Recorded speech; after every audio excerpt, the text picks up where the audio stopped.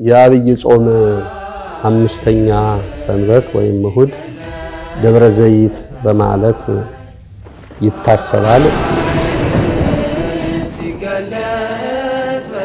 ክርስቶስ እንግዲህ ወደ ደብረ ዘይት ወደምትባል ተራራ ወጣ ነው።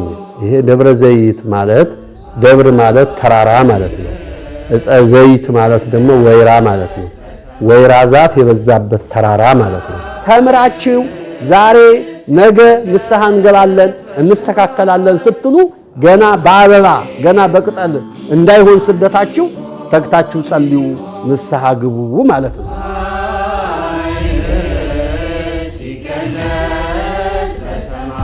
በስመ አብ ወወልድ ወመንፈስ ቅዱስ አሐዱ አምላክ አሜን። እግዚአብሔር የሚወዳችሁ እግዚአብሔርን የምትወዱት የእግዚአብሔር ቤተሰቦች በእግዚአብሔር ፍጹም ሰላም እላችኋለሁ። እንደምን ሰነበታችሁ? በቸርነቱ በፍቅሩ ጠብቆ በዛሬው ዕለት ያደረሰን ቅዱስ እግዚአብሔር ክብር ምስጋና ይድረሰው። ሁላችንንም በሰላምና በጤና ጠብቆ ለአምስተኛው የአብይ ጾም ሰንበት እሱም ደብረ ዘይት ወይም ዳግም ምጽአት ብለን ለምናከብረው በዓል እንኳን አደረሰን፣ እንኳን አደረሳችሁ።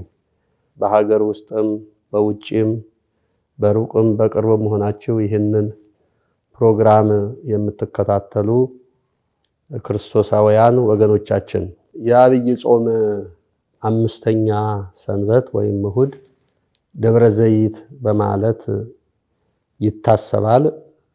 የክርስቶስ ዳግም ወደዚህ መምጣት ይታሰብበታል። ይሄም እንዴት ነው ቢባል ጌታችን መድኃኒታችን ኢየሱስ ክርስቶስ ቤተ መቅደስ የአምላክነቱን ሥራ ሰርቶ መንግሥተ ሰማያት ቀርባለች ንስሐ ግቡ ብሎ አስተምሮ ከቤተ መቅደሱ ሲወጣ አብረው ያሉት 12 ሐዋርያት ባለሟሎቹ የቤተ መቅደሱን መታነጽና የሕንፃውን ማማር በክርስቶስ ይገልጹለት ጀመር ይላል የማቴዎስ ወንጌል ምዕራፍ 24 ቁጥር 1 ጀምሮ ያለው ማለት ነው። ይህንን ሕንፃ ሲያሳዩት እሱም እውነት እላችኋለሁ ድንጋይ በድንጋይ ላይ ሳይፈርስ ወይም ሳይወርድ አይቀርም፣ ይፈርሳል ይሄ ሁሉ የምታዩት ነገር ብሎ ለባለሟሎቹ ለ12 ሐዋርያት ነገራቸው፣ አስተማራቸው።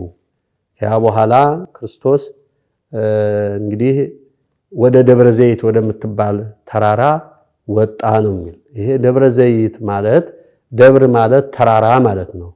ዕፀ ዘይት ማለት ደግሞ ወይራ ማለት ነው። ወይራ ዛፍ የበዛበት ተራራ ማለት ነው።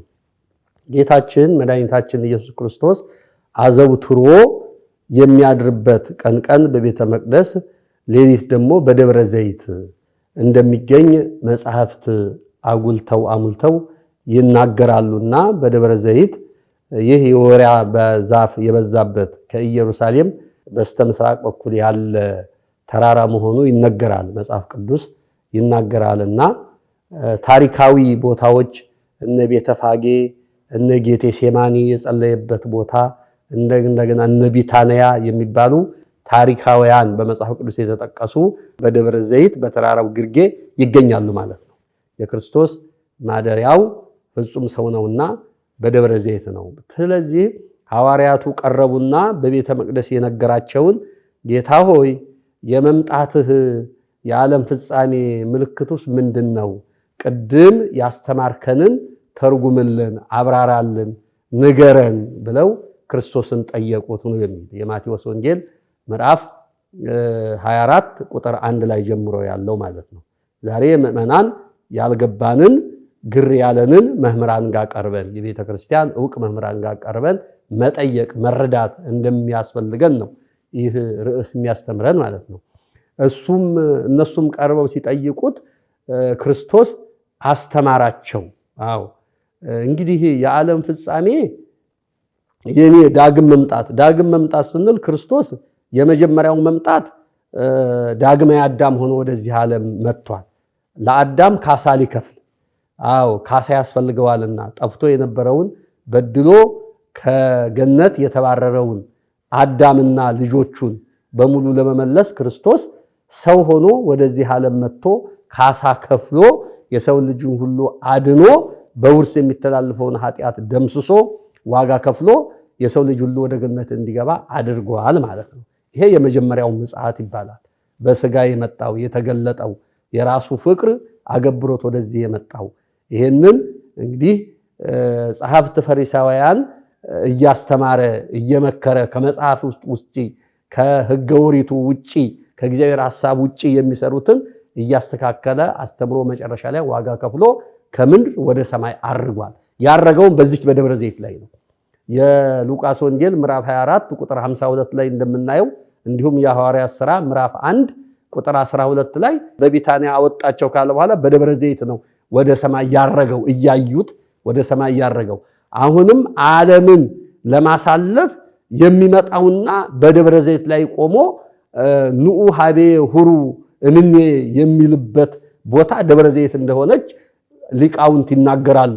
ትንቢተ ዘካርያስ ምዕራፍ 14 ቁጥር 4 ላይ ይናገራል ማለት ነው። ብዙዎቹ አስቀድመው ተናግረዋል።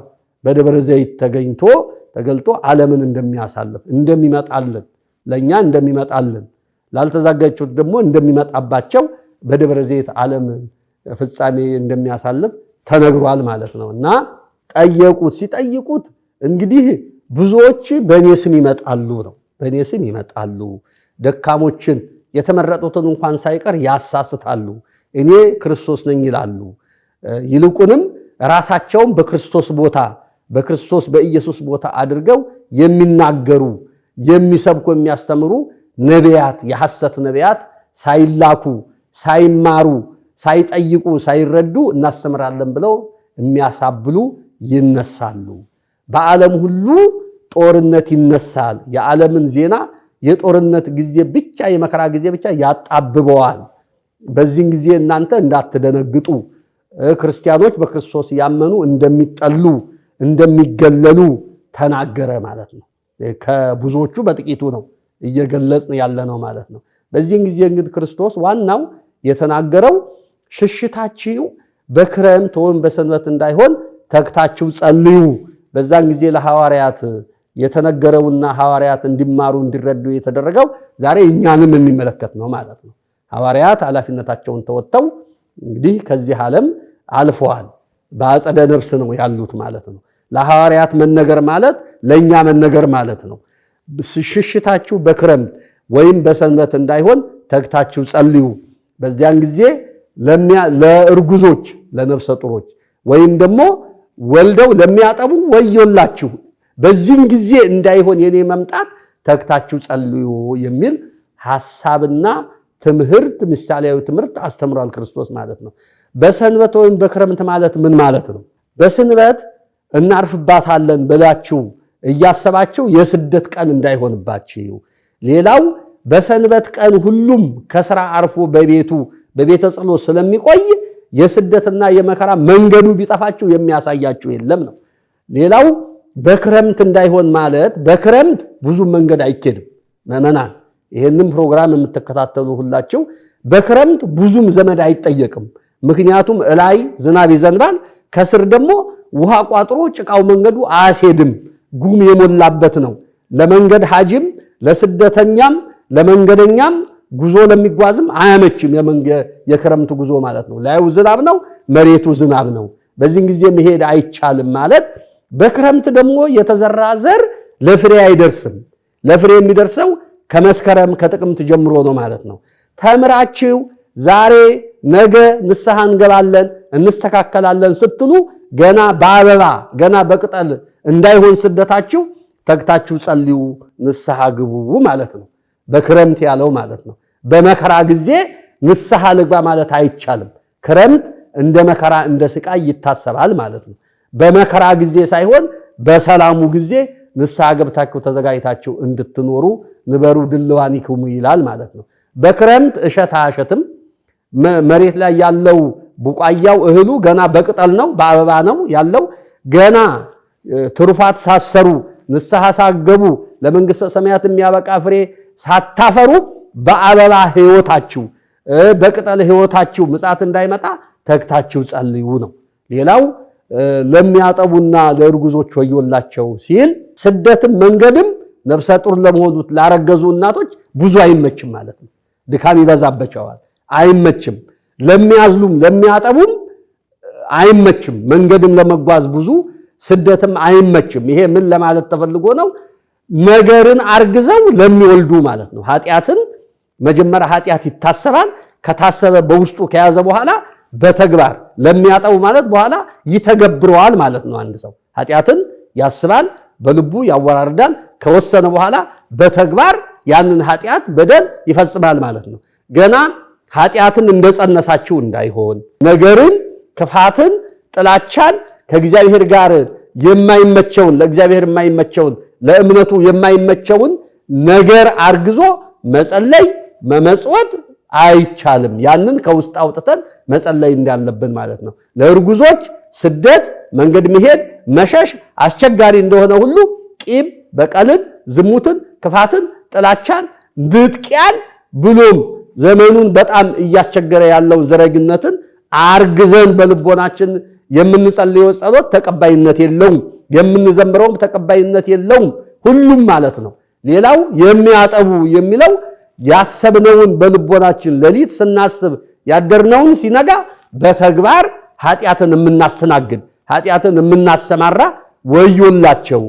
አርግዘው ለነፍሰ ጡሮችና ወልደው ለሚያጠቡ ወዮላቸው የሚለው ኃጢአትን ጸንሰን በተግባር የምናደርግ እነኚህ ሁሉ በጽንስ ወይንም በማጥባት ኃጢአት ዘመን እንዳይመጣ ስደት ተግታችሁ ጸልዩ።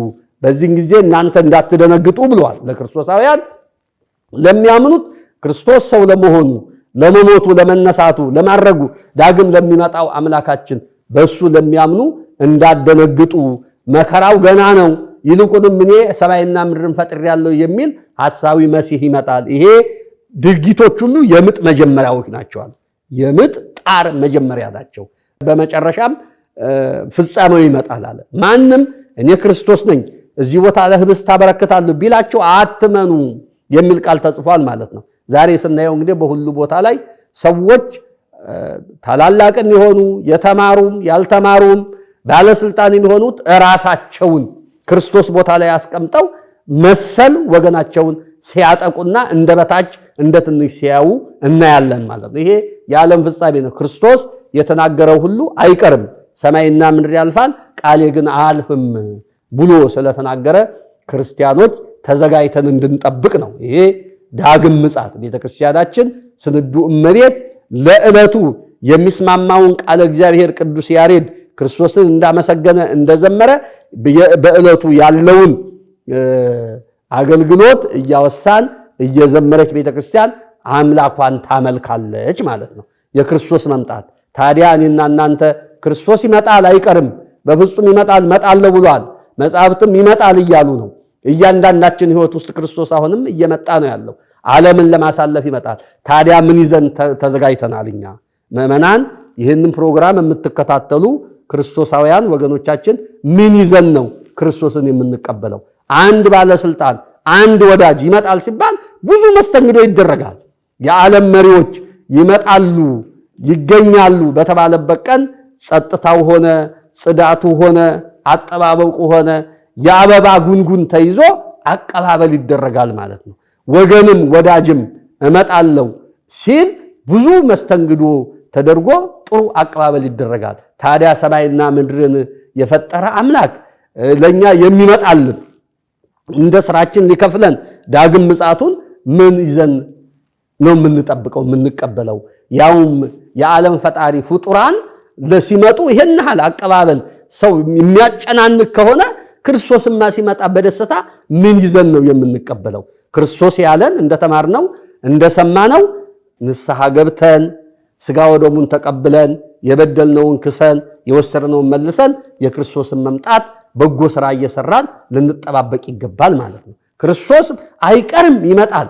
በመጣ ጊዜም በቀኝ ያሉትን ወደ እኔ ኑ ይላል፣ በግራ ያሉትን ደግሞ ከኔ ወግዱ ይላል ብሎ መጽሐፍት ይናገራል። የማቴዎስ ወንጌል ምዕራፍ 25 ቁጥር 31 ላይ ጀምረን ስናነበው ክርስቶስ ሲመጣ ምን እንደሚል ይናገራል። ሁልጊዜ የምንማረው የምናነበው ስለሆነ በክርስቶስ ፈቃድ እንድንኖር መጽሐፍት ያስተምረናል። ይህ 5ኛ እሁድ የነገረ ምጽአቱ ይታሰብበታል ማለት ነው። ክርስቶስ ሲመጣ በምን አይነት እንደሚመጣ አስቀድሞ ለወዳጆቹ ምልክቱን ሁኔታውን ነግሮናልና ክርስቶስ በእውነት ይመጣል። አዎ ይምጣልን። ለኛ ለወዳጆቹ ላመነው በስሙ ለሚንከራተቱት በስሙ ለሚሰደዱት በስሙ ለሚታሙት በስሙ ለሚገፈተሩት ክርስቶስ ይምጣልን። ሲመጣልን በዚህ በክርስቶስ ሐሳብ ላልተጓዙት ደግሞ ይመጣባቸዋል ማለት ነው። ይመጣባቸዋል ከመባል ድነን ይመጣልናል። አዎ ቶሎ ይምጣ ክርስቶስ። አዎ ይሄን ዓለም ለማሳለፍ ዓለም ተበላሽቷል።